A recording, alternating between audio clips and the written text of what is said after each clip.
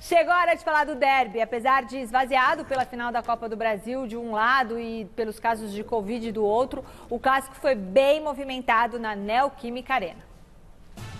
Mesmo sem público, tinha provocação na arquibancada. Mas era inegável que o primeiro derby da temporada 2021 era um clássico diferente. Seja pelo Palmeiras reserva e focado na Copa do Brasil, ou pelo Corinthians repleto de desfalques pela Covid-19. A chuva forte foi mais um elemento novo que transformou o futebol nisso aí, ó. Mas antes desse caos aquático, teve bola rolando sim e a superioridade do time que vive o melhor momento. Com apenas 4 minutos, o Palmeiras aproveitou a saída errada de Cantilho e Lucas Lima abriu o marcador. O Corinthians até chegou perto do empate com o garoto Rodrigo Varanda, mas foi o Verdão em contra-ataque cirúrgico que fez o segundo com Gabriel Silva, marcando o primeiro gol dele como profissional, 2-0. Surpreendentemente, foi com aquele dilúvio todo que a gente mostrou no início da matéria que o Timão diminuiu o placar com o Matheus Vital e foi para o intervalo ainda com esperanças para o segundo tempo. Esperança, aliás, é o que o garoto Rodrigo Varanda, de 18 anos, está dando ao torcedor do Corinthians. Logo aos 2 minutos, com o gramado mais estável, ele recebeu de Vital e deu esse toque bonito para deixar tudo igual em Itaquera. Daí em diante, o clássico teve a boa participação do estreante Matheus Donelli no gol do Corinthians, com 2 defesas em chutes de Vitor Luiz. Algumas chegadas isoladas do Timão e o velho empurra-empurra aos 42 minutos, mas ficou nisso. 2-2 na Neoquímica Arena.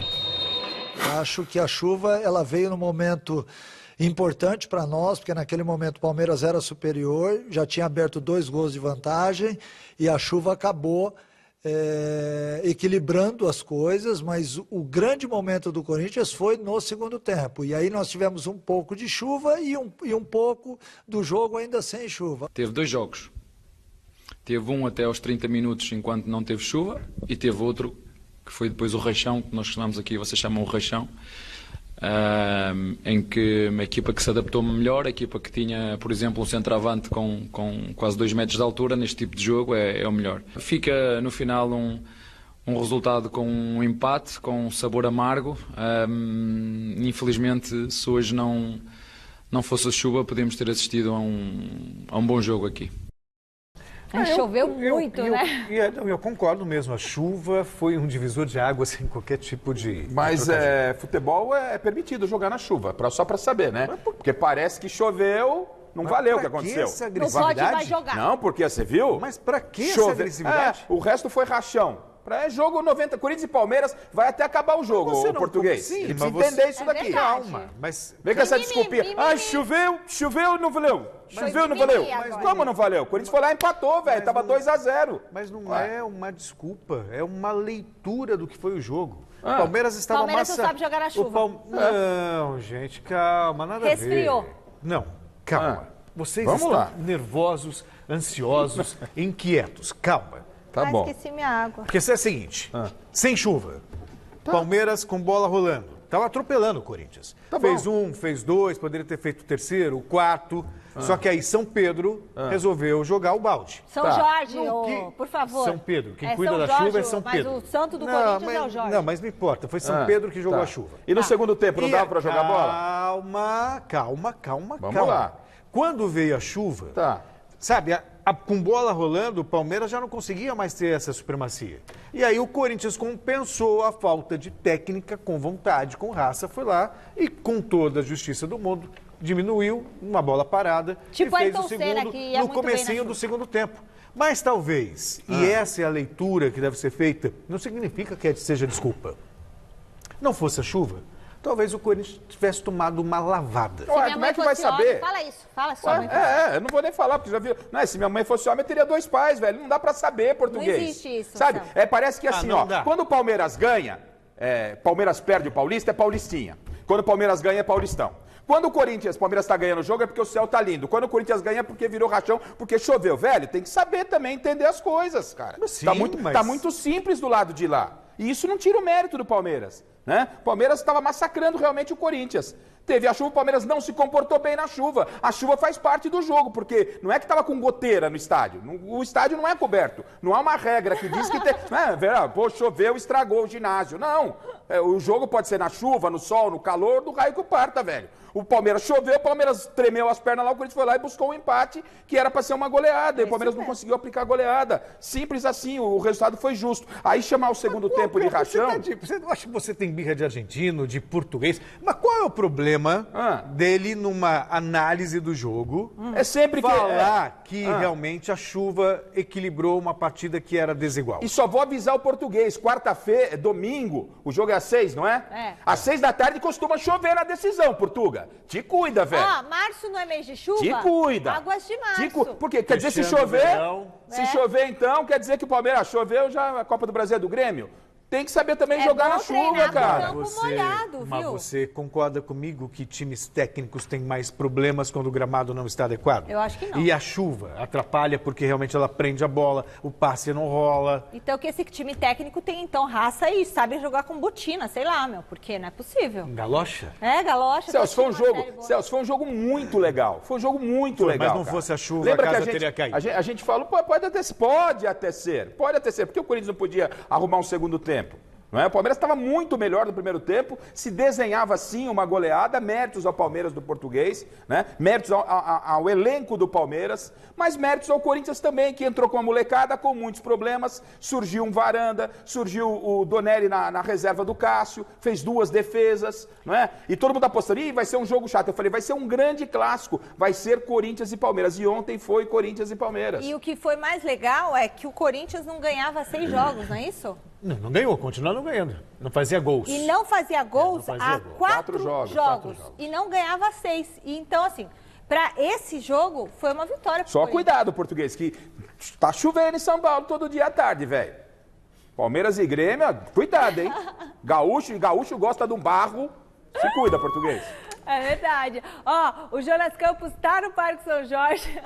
Por que gosta do barro? Pô, o futebol gaúcho é futebol pegado, de vaneirão, raça. Tem o vaneirão. Maria, os caras amassam um barro que eu vou falar pra você uma coisa. Ele tá lá no Parque São Jorge, o Jonas, tá acompanhando o dia seguinte do Corinthians depois do derby de ontem. Boa noite, Jonas. A garotada que entrou ontem agradou a comissão técnica corintiana?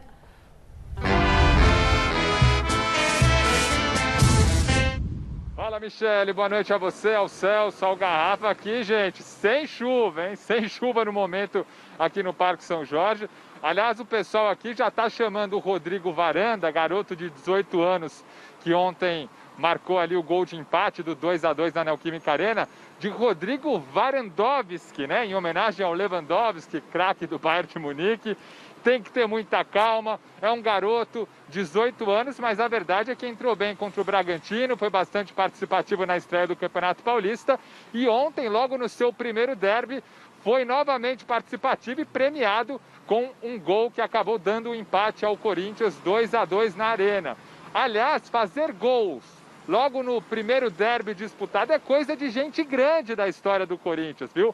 Casagrande, por exemplo, logo que jogou seu primeiro derby, balançou as redes. Ronaldo Fenômeno, a mesma coisa.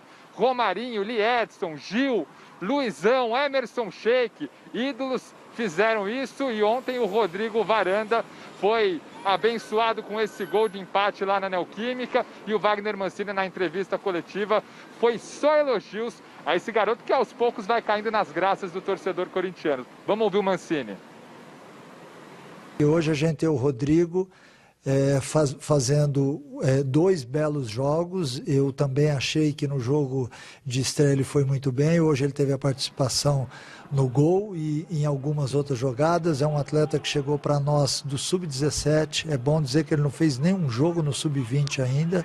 Então é um atleta em formação e eu gosto desse tipo de desafio.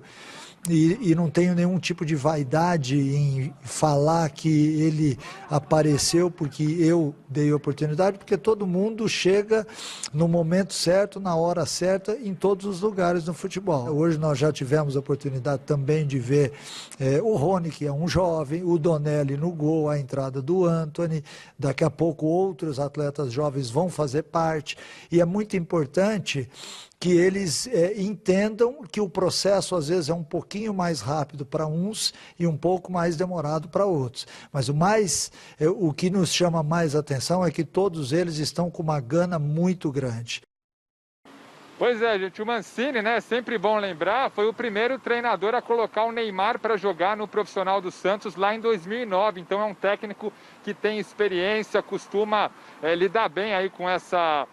para colocar a garotada da base para o profissional, essa transição ele costuma conduzir de maneira bastante produtiva. Daqui a pouquinho eu volto, Michele, com um assunto sério, delicado, surto de Covid no Corinthians, a coisa ainda mais agravada no Timão. Daqui a pouco eu volto com mais informações. Puxa vida, Jonas, muito obrigada aí. Vamos ver o que ele vai falar daqui a pouquinho, né, sobre esse surto de Covid e essa no Corinthians. coisa da pandemia nos remete a março do ano passado. Né, E a gente, quando olha, né, há um ano, a gente... naquele medo, naquela tensão, um ano depois estamos piores. Exatamente isso. Isso é o o que mais triste. preocupa. Né? Estamos muito piores. E nós estávamos mais cautelosos, a impressão que eu tenho, um ano atrás. Celso, sobre a estreia, né, as estreias dos jovens aí do Corinthians, Então, o que você achou? Eu acho muito prematuro você avaliar. Foi bom, foi um derby, os dois lados estavam ali com seus desfalques. Palmeiras terminou, Celso, o jogo com 8 ou 9 garotos da base. Pois é. E penso, Celso, que esse é o caminho para o futebol brasileiro, gente.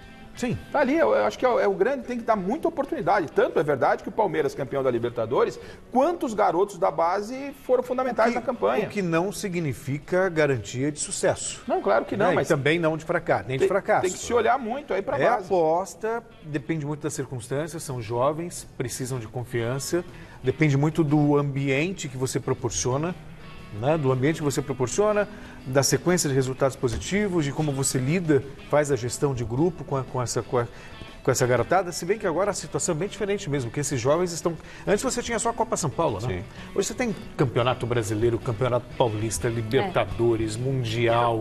Ou seja, essa garotada já está acostumada ao embate e vai ganhando casca grossa.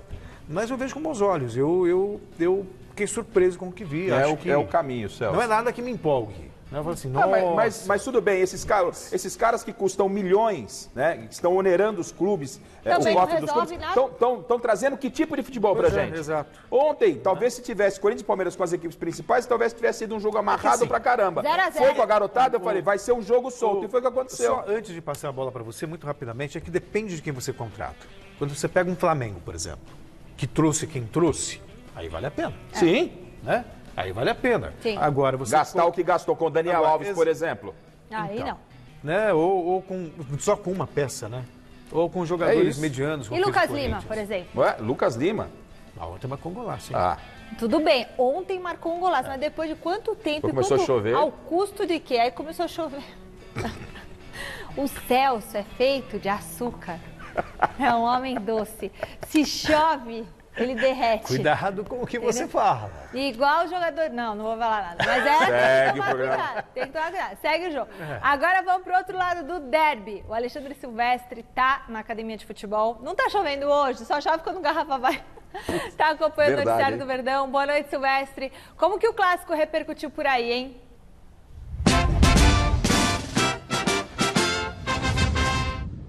Boa noite, turma. Tudo bem com vocês? Espero que sim. Olha, de dentro para fora, repercussão praticamente zero.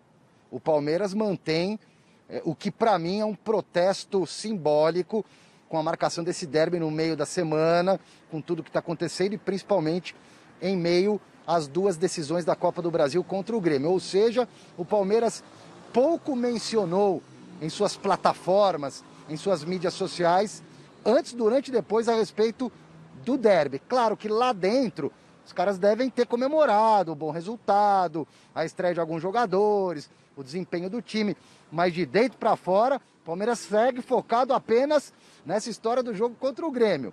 E o Abel Ferreira, claro que teve que falar também sobre o resultado na entrevista coletiva, porém, falou também de um assunto muito mais importante, aí sim, caso de vida ou morte, que é a pandemia, os números da Covid-19 subindo estratosfericamente aqui no Brasil, principalmente. Nova casa do português.